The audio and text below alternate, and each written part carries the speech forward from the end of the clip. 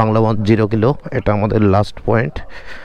আর এটাতে লেখা হচ্ছে গ্যাংটক 133 কিলোমিটার, সিকিম 154, থিম্পু ভুটানের রাজধানী 286 কিলোমিটার, কাঠমান্ডু নেপাল 494 কিলোমিটার। তো বাংলাদেশের একেবারে শেষ এটা পিলারের পাশে নোম্যান্স ল্যান্ড, জিরোটা ওই দেখা যাচ্ছে জিরো। তো যাই হোক, বিদায় বাংলাবন্ধ 0 point. Dhaka 503 kilometre, highway police নাম্বারও দেওয়া আছে এখানে। আর এই হচ্ছে 0 পয়েন্ট। এটা হচ্ছে ইমিগ্রেশন অফিস। যারা ইন্ডিয়ায় যেতে চায় তারা পাসপোর্টে ভিসা নিয়ে এখান থেকে ইমিগ্রেশন করে তারপরে এই যে ইমিগ্রেশন অফিস, ইমিগ্রেশন তীরচিহ্ন দিয়ে এখান থেকে ইমিগ্রেশন করায় তারপরে ইন্ডিয়াতে যেতে হবে। এখান থেকে সিকিম খুব বেশি দূরে না, 154 কিলোমিটার।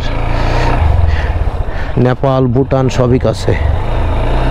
তো আমরা বাংলাবন্ধকে বিদায় জানাচ্ছি। এখন যাব। পাথর কি ইন্ডিয়ান পাথর এগুলো? হ্যাঁ, পারিশ্রমিক কত পান? 400 450। একটু এই কাঞ্চনজঙ্ঘা দেখতে যাবো আর কি। আচ্ছা আচ্ছা, বাজার দিয়ে যাবো।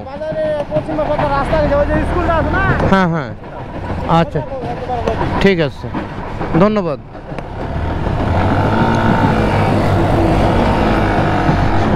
তো আপনারা যেটা দেখলেন আর কি, যে এই পাথরগুলো আসে হচ্ছে ভুটান থেকে। ভুটানের পাথরগুলো এখানে হচ্ছে ভেঙে ছোট ছোট করা হয়, মানে ব্যবহারের উপযোগী করা হয়। আর এখানে যারা শ্রমিক তারা সারাদিন কাজ করার পরে 400 থেকে 450 টাকা পায়।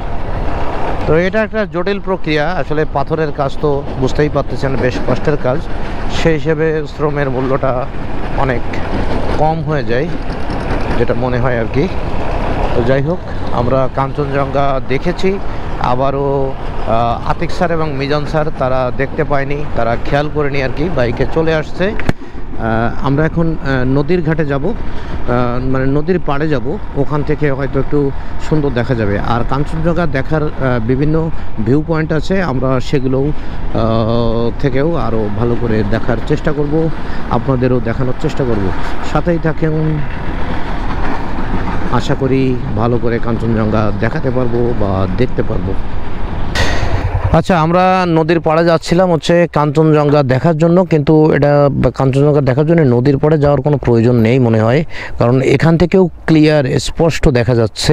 তবে সকালে আরও বেশি স্পষ্ট ছিল, বেলা বাড়ার সাথে সাথে এটা একটু মিলায় যাচ্ছে। তো শুনছি যে সকালে আর হচ্ছে বিকেলে সব থেকে ভালো ভিউটা পাওয়া যায়। তো এখন বাজে 11:30। 11:30টার সময়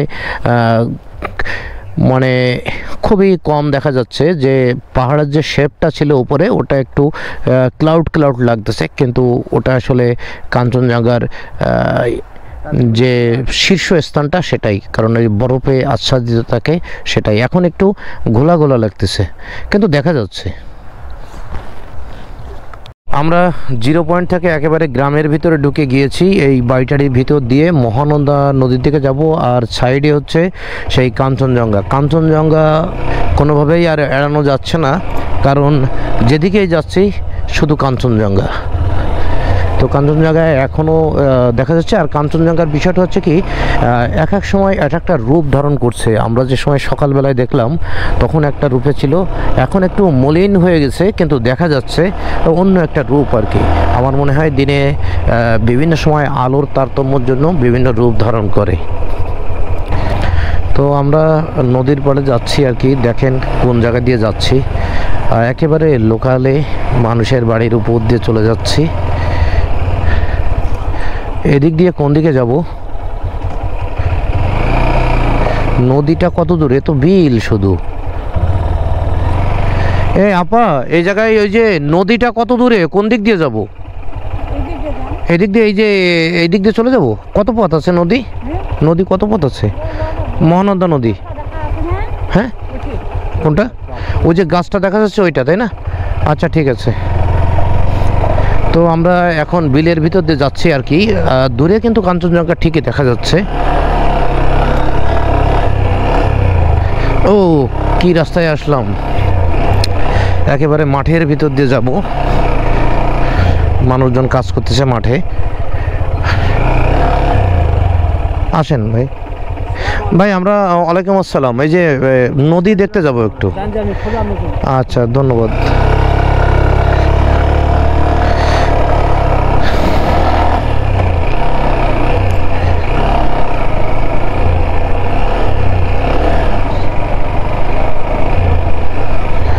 তো বেশ সুন্দর জায়গা দিয়ে যাচ্ছি আর কি, একেবারে এই ঝাল মরিচ গাছ, তাই না? দুই পাশে মরিচের চারা লাগানো, আমরা মাঝখান দিয়ে যাচ্ছি। কৃষানি হয়তো তার হাজব্যান্ডের জন্য ভাত নিয়ে যাচ্ছে কাপড়ে বাইরে। আর একেবারে কাঞ্চনজঙ্ঘা ভিউ, দূরে কাঞ্চনজঙ্ঘা দেখা যাচ্ছে। আমরা মাঠ দিয়ে যাচ্ছি, মহানন্দা নদীর পাড়ে দেখতে যাব। মহানন্দা নদীটা যতটুকু জানি যে পাহাড় পর্যন্ত আমাদের বাংলাদেশের, আর ঠিক জলসীমা দিয়ে ইন্ডিয়ার। বাহ, সুন্দর রাস্তা তো, মানে হেভি। যদিও রাস্তাটা চিকন, কিন্তু চালাইতে বেশ ভালোই লাগতেছে। এটা চা বাগান।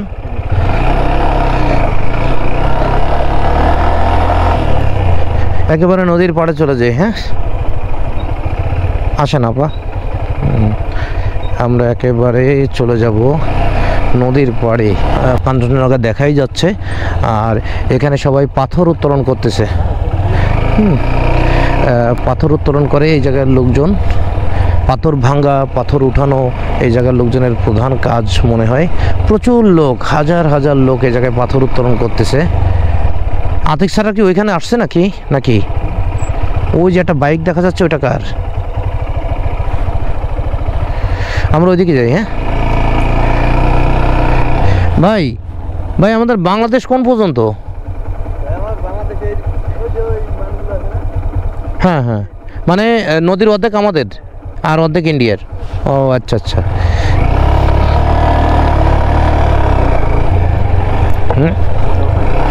হ্যাঁ, এই যে এখানে যে পাথর দেখা যাচ্ছে, পাথরগুলো যে উঠায় রাখছে। হ্যাঁ, তো পাথরগুলো এটা এই ছোট ছোট পাথর, নুড়ি পাথর। এই মহানন্দার পাড়ে অনেকক্ষণ সময় কাটিয়েছি আমরা, খুব ভালো লাগলো। ওই পারে দেখা যাচ্ছে ইন্ডিয়ার চা বাগান। আমাদের দেশেও কিছু কিছু চা বাগান করা হয়েছে। বাংলাদেশে পঞ্চগড়ের বাংলাবান্ধা থেকে শুরু করে তেঁতুলিয়া পর্যন্ত 15 থেকে 16 কিলোমিটার দুদেশের সীমানা দিয়ে প্রবাহিত হয়েছে এই মহানন্দা। মূলত এই অংশটুকুর মধ্যেই পাথর উত্তোলন করা হয়। মহানন্দা নদী ভারত ও বাংলাদেশের একটি নদী। এর উৎপত্তি স্থল হিমালয় পর্বতের ভারতের পশ্চিমবঙ্গ রাজ্যের দার্জিলিং জেলার অংশ হতে। আমরা এখন বিদায় নিচ্ছি। কাঞ্চনজঙ্ঘা দেখতে আইছিলাম, কিন্তু এ জায়গায় পুরো ভ্যানিশ, সেভাবে দেখা যাচ্ছে না। হালকা হালকা কাঞ্চনজঙ্ঘা দেখা যাচ্ছে। আর মহানন্দা নদীর কাছ থেকে আমরা বিদায় নিলাম। এই যে পাথর উঠাচ্ছে।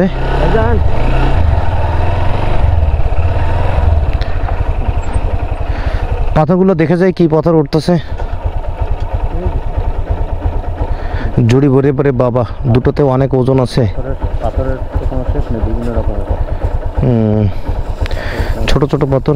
ভাই এই পাথরগুলো কিভাবে বিক্রি করেন? এই হ্যাঁ ঝুড়িতে? হ্যাঁ 40 হবে। এটা কিভাবে, কত দাম? এক টলি কত? এক টলি 5,500 টাকা দাম। ও, এক টলি তুলতে কতক্ষণ লাগে? সারাদিন? কয়জন মানুষ? 5 জনের 1000 টাকা করে থাকে, তাই না? আচ্ছা।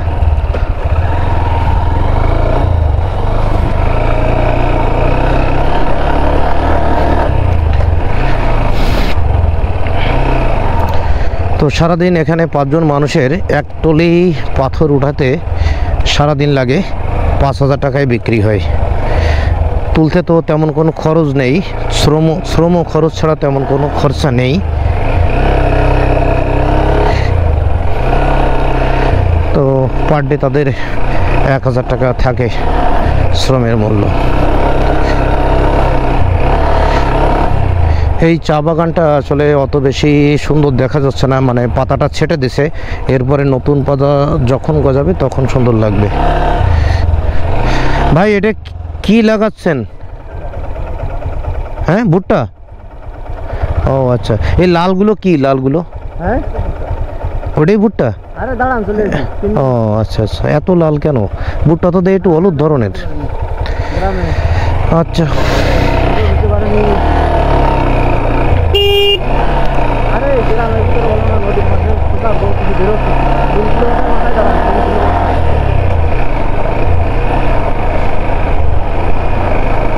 মেইন রোডে 3 কিলোমিটার সামনে একটু দাঁড়ান, বাংলা বন্দর থেকে।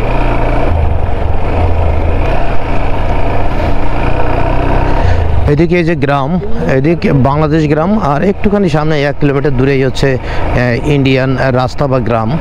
মানে এখানে কোনো বর্ডার সীমানা তার কাটা কিছু নাই আর কি, বাংলাদেশ অংশে নাই, হয়তো ইন্ডিয়ার অংশে আছে।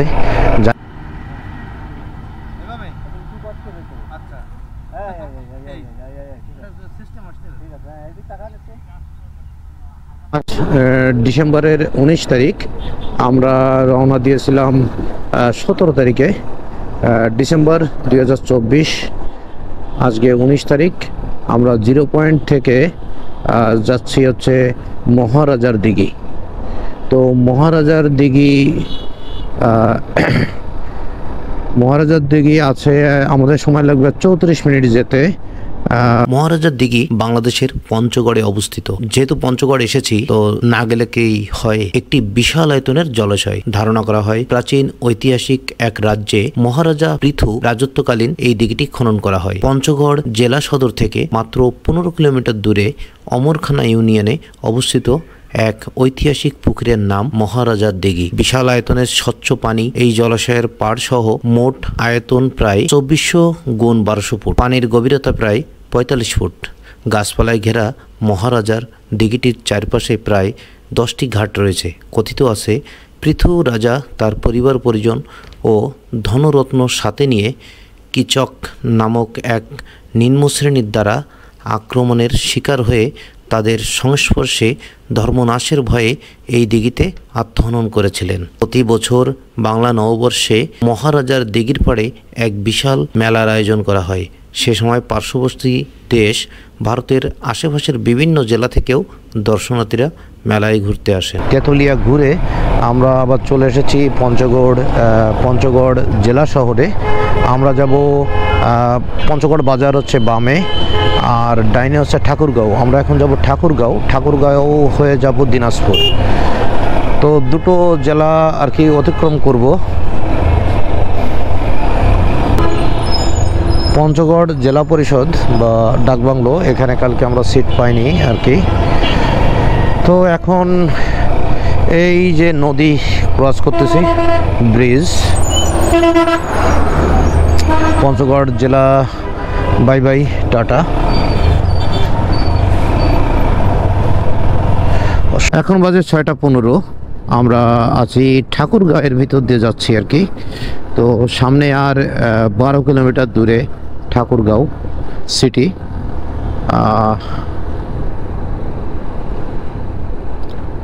দিনাজপুর আছে 67 কিলোমিটার। আমাদের ডেস্টিনেশন হচ্ছে দিনাজপুর পর্যন্ত, আর সামনেই 10 থেকে 12 কিলোমিটার দূরে আছে হচ্ছে ঠাকুরগাঁও হয়ে আমরা দিনাজপুর চলে যাব। হেডলাইট অন করেই যেতে হচ্ছে, কারণ দিনের আলো নেই, কি আর করা। একদিনে অনেক লং সফর, কিচ্ছু করার নেই।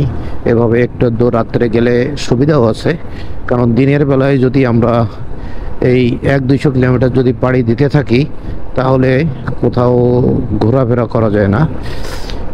লং ডিস্টেন্সগুলো আমরা কিছুটা রাতের বেলা কভার করি, যাতে দর্শনীয় স্থানগুলো আমাদের যেন মিস কম হয়। আর লং যে ডিস্টেন্স সেটা আমরা একটু সন্ধ্যার পরে করি। তো আমরা এখন আছি ঠাকুরগাঁয়ে। সিটিটা একটু ঘুরে দেখে আবার রওনা দিব হচ্ছে ঠাকুরগাঁও সিটিটা একটু ঘুরবো, ঘুরে চলে যাব হচ্ছে দিনাজপুর। প্রধান শহর প্রধান শহর কোন জায়গা? এটাই শহর, তাই না? আর কোনো রাস্তা আছে নাকি এই একটাই রাস্তা? আমরা যাব মানে শহরটা ঘুরবো আর কি, মানে শহর। হ্যাঁ, আচ্ছা, ঠিক, বাম পাশে, আচ্ছা আচ্ছা। সূর্য সন্তানদের টেরাকোটা না, এটা হচ্ছে টাইলস ওয়ার্ক, মুরাল বলে। যে এটা হচ্ছে ঠাকুরগাঁও শহীদ মিনার, বিশাল মাঠ। এটা কি পার্ক কি জানি, পার্কের নাম জানি না।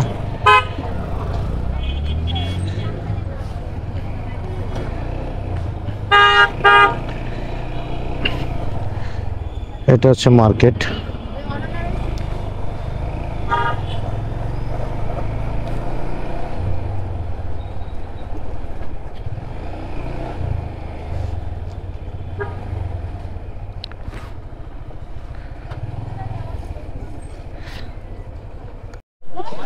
তো এই ঠাকুরগাঁও সরকারি বালক উচ্চ বিদ্যালয়, বড় মাঠ।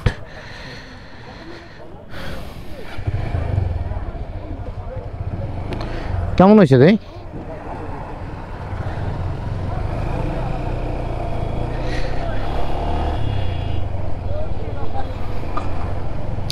তো ঠাকুরগাঁয়ে থাকার আমাদের খুব বেশি সময় নেই হাতে, মোটামুটি দেখলাম আর কি।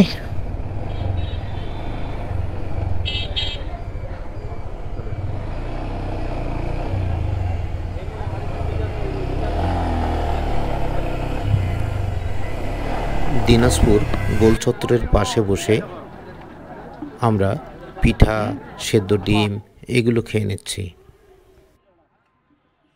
গোল চত্বর, এখান থেকে বামে প্রধান সিটি।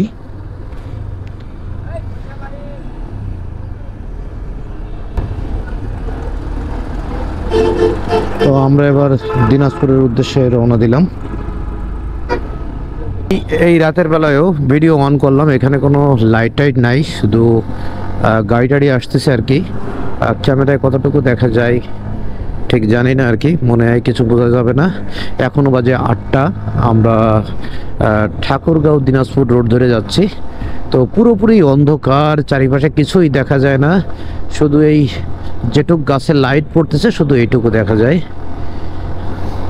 তো এরকম অবস্থায় যাচ্ছি আর কি, শীতকালের রাত। আজকে 19 তারিখ ডিসেম্বর 2024। তো দিনাজপুর আর আছে 35 কিলোমিটারের মতো। দিনাজপুর যে আমরা হোটেল নিব,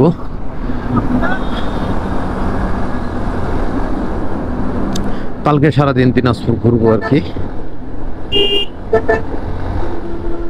দিনাজপুরে পৌঁছে গিয়েছি। এটা হচ্ছে কলেজ মোড়, মানে শহরে ঢোকার আগে যে মোড়টা আর কি, কলেজ মোড়। এখান দিয়ে আমরা চলে যাব হচ্ছে একেবারে সিটির ভিতরে চলে যাব। তো আমরা কলেজ মোড় থেকে হাসপাতাল মোড়ে যাচ্ছি, আর ওরা মহারাজের মোড় আছে আতিক স্যার, ওখান থেকে এই জায়গায় দেখা হবে। আমরা মূল সিটিতে ঢুকবো এবং তারপরে হোটেল টোটেল দেখে একটা আবাসিক হোটেলে রুম নিয়ে আমরা থাকবো এখানে। কালকে আমাদের মিশন হচ্ছে কান্তজির মন্দির। আজকে আমাদের ডে 3 শেষ পর্যায়ে আর কি, ডে 3 দিনাজপুর।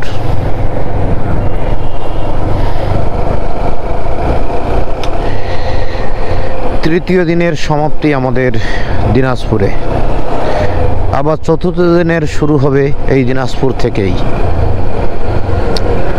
আমরা এখন আছি দিনাজপুর সদর থানার সামনে, আর এখানে একটা মন্দির দেখতেছি, শ্রী শ্রী জয়কালী মন্দির, স্থাপিত 1733 1218 সন। আর এর বাম পাশে এটা হচ্ছে থানা কোতোয়ালি থানা দিনাজপুর। এটা হচ্ছে থানা কোতোয়ালি থানা দিনাজপুর। আর এখন যাব আমরা এই জায়গায় 250 বেডে, দিনাজপুর 250 বেড, 1 কিলোমিটার দূরে। এটা হচ্ছে দিনাজপুর একেবারে সিটি সদর থানা, তার সাইড দিয়ে যাচ্ছি আমরা। এখন বাজে 9টা 32।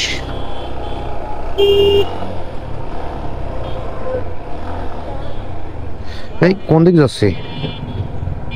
হ্যাঁ ঠিক আছে তো।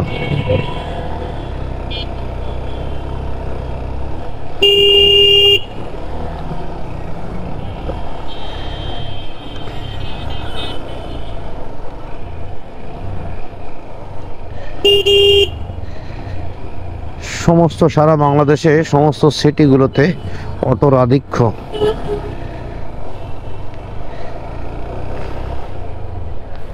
যে কারণে পথে ঘাটে চলতে একটু প্রবলেম ফেস করতে হয়। ব্যাপার না।